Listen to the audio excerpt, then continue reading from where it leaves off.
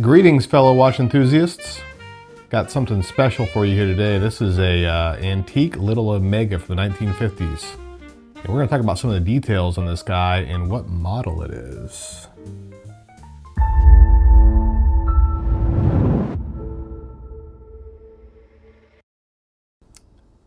All right, guys, we're going to start with a little bit of the history on this, at least my history on this watch. I've owned it about 5-6 years now. A friend of mine actually gave it to me as a gift when I was out in Las Vegas. We were out there for a work deal, and yeah, kind of a memorable occasion for me. I remember doing a big presentation out there for this association that I was in. And this is just a cool little piece. He was very gracious to gift this to me. He also has a much broader and nicer watch collection than I do. And this was actually my first Swiss watch. And it's lovely. I really, really like it. It's just a cool little watch. A lot of personality of this thing, being a 1954 is what he told me. I really don't have a whole lot of other information about it other than the age. I believe it may have been refurbished, but I don't know that for sure. Okay, so let's get a read on the size on this guy first. Let's see, overall diameter here. Coming in at 34.45. I don't know if that's zeroed out right or not. Let's see if we can zero this out again. Should be just about 35. Yeah, so it's reading actually just under 35, which I believe it probably is a 35 millimeter or just under. The thickness on this guy is, with the acrylic dome, just under 11, so 10.7 on the thickness here. And the lug-to-lug looks pretty short. Let's see where the lug is on this. Yeah, so 42.6, 42.5 on the lug width. Yeah, they just made them different back then, the styling was much different. This would be considered a man's watch, I believe, from my research I've looked at.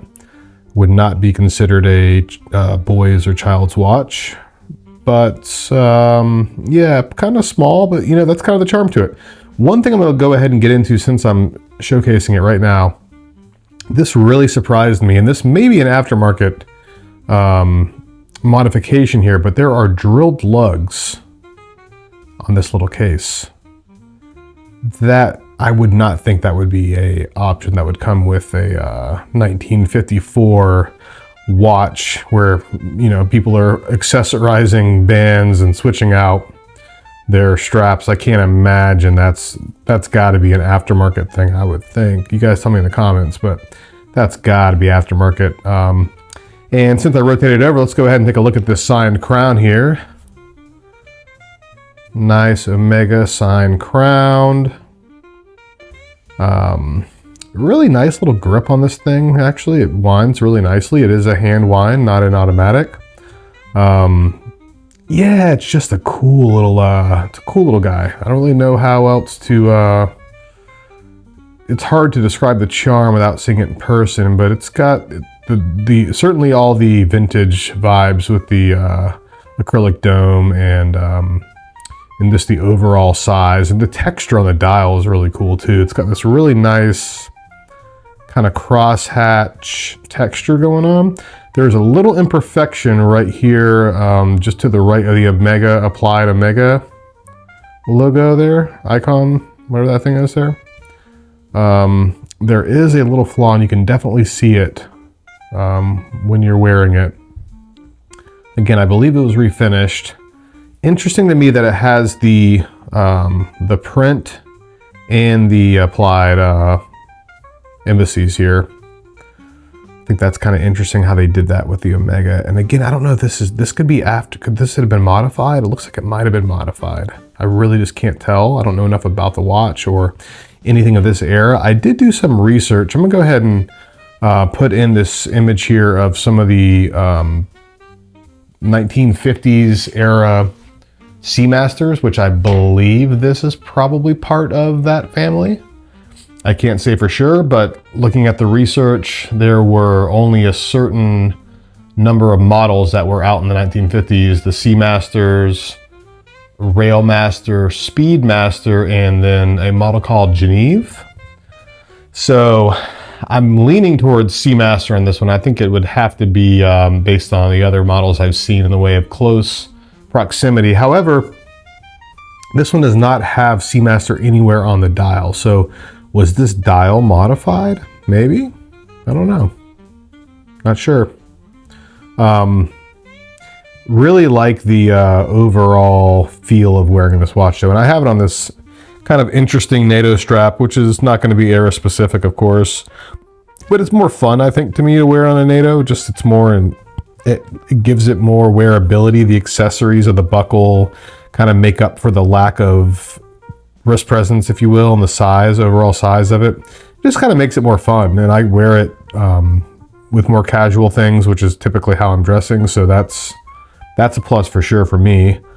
Yeah, it's just a cool little watch though. I definitely enjoy it, and try to wear it at least every week or two. Honestly, I try to get this thing, as long as I know it's not going to rain, I try to wear this thing when I can. Another thing that's really charming, I find charming about this watch, is the kind of metallic-y sound of the movement running. It is a manual wind, like I mentioned. And it has this really cool little whine. I'm actually going to insert a little audio clip here of the movement on a close-up on it. Hopefully you guys can hear it.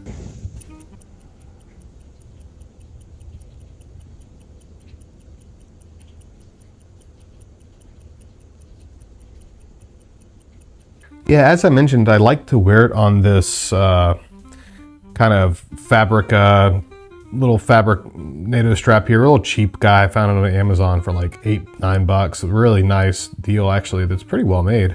Not super soft or comfortable, but feels well made for sure. And I swap it out between this one and another NATO strap I have. I know NATO straps, I believe, were around, like, I think they came out in the 70s, so it's not era specific, but it still kind of has a cool kind of vintagey vibe. Let me go ahead and show it on this other NATO I have as well. This is on the more casual leather NATO as well, another casual option. I usually go between these two in particular just because it kind of fits the vintage vibe. Again, I know it's not era specific, it's from the 70s, but still kind of has that kind of cool vibe. And see, I don't know, can you see from right here, that right next to the right of that, the Omega logo, the applied metal right there, you can see that little flaw. Just a little flaw in the texture there, and it does kind of jump out a little bit. You know what? This thing's cool. It is what it is.